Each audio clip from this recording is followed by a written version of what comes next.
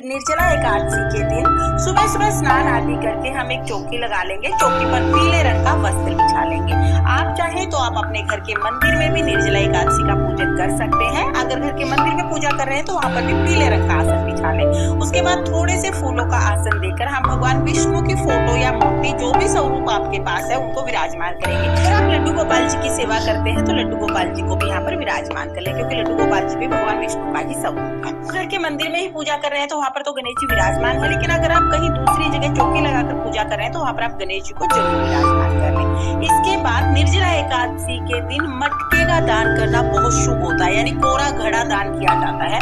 तो एक कोरा घड़ा ले लें, उसको हमें कंठ तक जल से भर लेना है।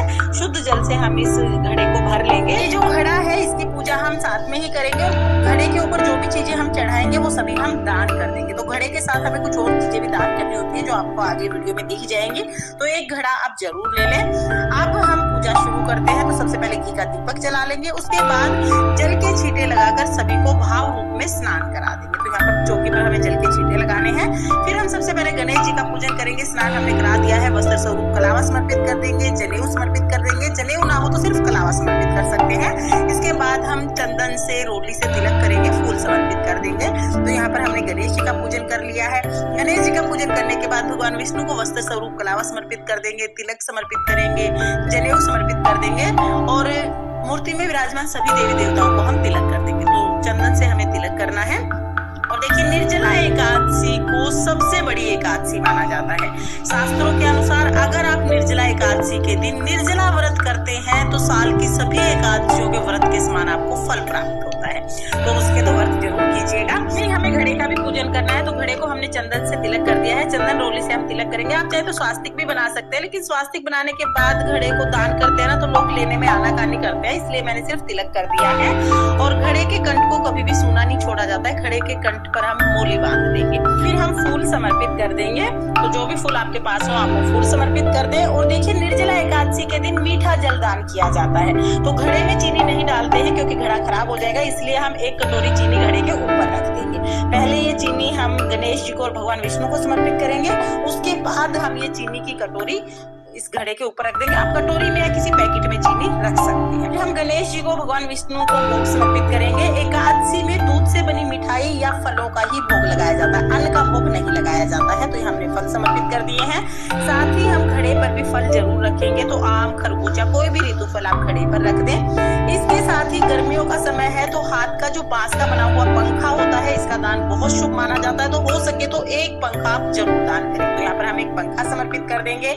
साथ में ही हमें दक्षिणा समर्पित करनी है और फिर हम जल समर्पित कर देंगे। इस तरह भोग समर्पित करेंगे। इसके साथ ही एकादशी पर आप भगवान विष्णु को तुलसी जरूर समर्पित करें। तुलसी आप एकादशी से एक दिन पहले ही तोड़ लीजिएगा।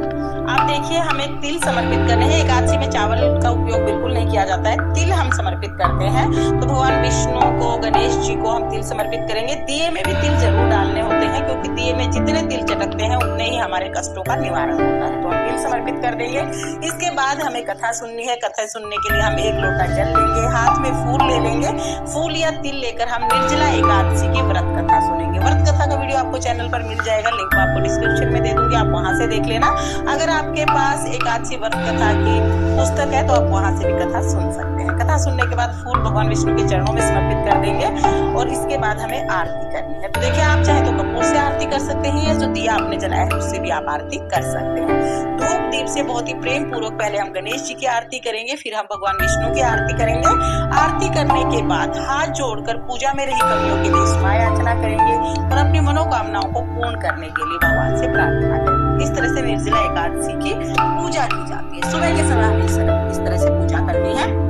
उसके बाद हो जाएगी। पूजा करने के बाद जो जल का लोटा है ये हम सूर्य देवता को अर्घ दे देंगे। और जो भी हमने घड़ा लिया है, घड़े के साथ में जो दक्षिणा है और घड़े पे जो भी सामान चढ़ाया है, साथ में जो पंखा हमने लिया है, ये सभी चीजें हम दान कर देंगे। आप किसी भी पंडित को दान कर सकते हैं या किसी भी गरीब को आप ये चीजें दान कर सकते हैं। तो घड़ा, चीनी, पंखा, फल और दक्षिणा, ये चीजें हमें किसी भी गरीब को दान कर देनी है। आप चाहे तो मंदिर में भी ये चीजें रख के आ सकते हैं। पूजा के तुरंत बाद हम इन चीजों को दान कर देते हैं। बाकी चौकी यहीं पर लगी रहेगी। शाम को भी इस चौकी पर हमें दीपक जलाना है और शाम को भी आरती करनी है। चौकी पर जो आपने भोग प्रसाद चढ़ाया है, घर में सभी